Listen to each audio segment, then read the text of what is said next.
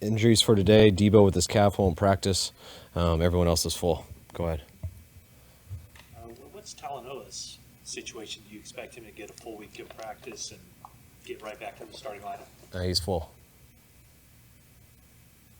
What just not having him out there for the past year and a half, what has that done for the defense as far as the adjustments that had to be made? Where are you losing? It got Tig a lot of reps last year. He had to step in the middle of the year, and it got him a lot better. But obviously, always miss Huff out there. The big play capability, how well he communicates, flying sideline to sideline. We're going to be pumped. He should get back this week if everything goes right, and we've missed him. When guys are out, is it kind of a thing where you don't want the quarterback to feel he has to try to do too much? And is Brock pretty good about that? Yeah, we never asked Brock to really do too much. We asked him to do the play that's called. If nothing's there, what are your options after that? You scramble, you throw things away. Sometimes you take a sack. Things you always try to do is not turn it over, but nothing really changes when you're missing guys. Game plan can sometimes change, but not what you ask the quarterback to do. On Nick Arendo's carry on Sunday, it seemed like if he had waited and a little longer, something would have opened up. Is that the right read by me on that? And B, is that, if it is it common for young running backs in your system not to have the patience initially to let plays develop? I think it's common in all systems. JP had one like that in the game too. With the remote in our hands, we all slow it down and see that, and but I don't think there was a big one there. If he would have kept pressing, I think he would have got 1 to 3 yards and tackled and cut back a little early, so he got 3 guys who hit him for -1 yard. But there's a very fine line in that. It wasn't like that was going to be a big play or anything. The nose had us a little bit. The backers fell back with them not pressing it, but I was hoping for 1 yard on the look. We lost one, so.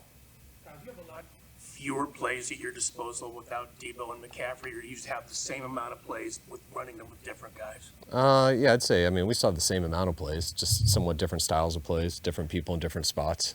You eliminate some special things that you would only do for those guys, but the number doesn't change. Just there's things those guys do very well, nothing the other guys can't do.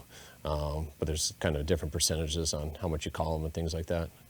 It seems like you're calling play action passes less frequently than you have in the past. Is there something defenses are showing you that leads you to call more drop back passes? Just schematic reasons, who we were going against, what's good versus these teams.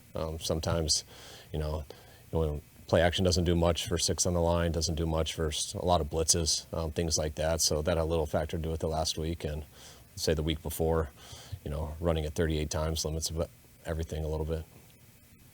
What do you think of Renardo Green and Malik Mustafa? They're young players. Do you see them getting some more run in the weeks ahead here?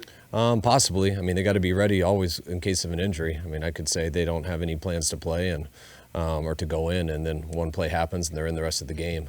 It was nice to mix Malik in last week. I thought he did well with his reps. Renardo came in a couple of dime packages, and he did well with his reps too. So possibly with the scheme, whatever that is this week, we can keep building off that. But if not, they're always one play away from playing the rest of the game. How many fewer complications are there game planning against a Rams defense that doesn't have Aaron Donald? It's definitely a little different. That's been 99% of our brain power for a number of years, and it's kind of weird just not thinking that way. But schematically, I know Raheem's not there and stuff, but they're still running the same fronts and same coverages and things, and but it's different. Any roster moves this week? Not right now. What is your assessment of the Rams, Kyle? They come into this game, you would think, pretty desperate. Yeah, I think, any time that you lose like they did, that's, and being 0-2, I know that feeling. And in the NFL, whether you lose 2 in a row after winning 10 in a row or you start 0-2, if you lose 2 in a row in the NFL, it's always a kind of an Armageddon feeling in a building, especially when you lose lopsided like that. So, how teams come out the week after that. It's such a fine line in those things. we were a couple of plays away from the game going like that in Minnesota. So it can happen so fast. And all you got to do is watch the Detroit game the week before to see how good of a team this team can be. I mean, they'd taken it to overtime in the fifth quarter to get a chance to win, and how they had to come back to do that there at the end. So last week got out of hand a little bit early, especially the 4 plays they had on offense and just not getting started quick. But by no means was that an indication of what this team's going to be going through the rest of the year. How similar schematically is the Rams offense compared to the Vikings offense you just said? It's similar. I mean, it all comes from the same foundation. The muff punt give you pause about Jacob Cowling back there, or you going to stick with him? No, I mean, it's one muff punt. I mean, just when it comes to catching stuff, he's been as natural of a catcher as we've had in our 8 years here, just in practice, how he's been in the games. I know that one got away from him, which we can't have those, but, everyone muffs one here and there, and you just hope that was the end of it. Is there any Achilles involvement in Deebo's injury?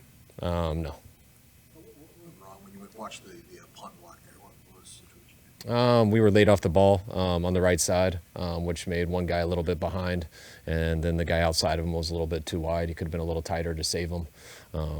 We had a snap count that tried to surprise them and surprise one of our guys who was just, he missed half a second on the road and stuff, and that guy split us and should have kept it tighter on the outside, but we gave him too quick of a lane.